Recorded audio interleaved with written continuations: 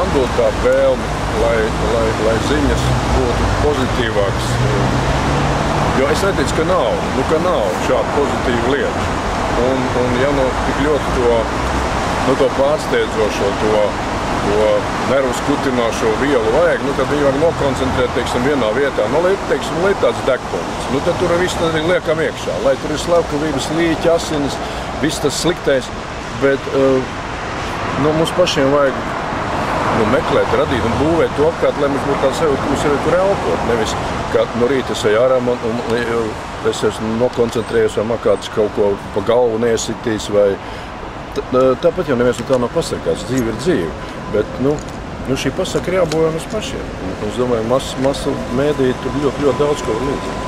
Citādāk visu laiku spiež un es vairs neskatos. Tāpēc, ka atkal kādam nogriezta galva un atkal kāds ir palicis bez naudas.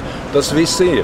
Par to ir jādomā, kā to atrisināt, lai tas tā nebūtu. Bet bieži vien, man liekas, tā ir tikai tāda, mēs izmantojam šos faktus, lai uzturētu savu reitingu. Ja.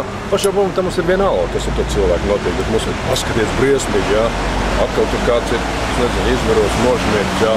Briesmīgi, šausmīgi, vai ne? Ja. Vai.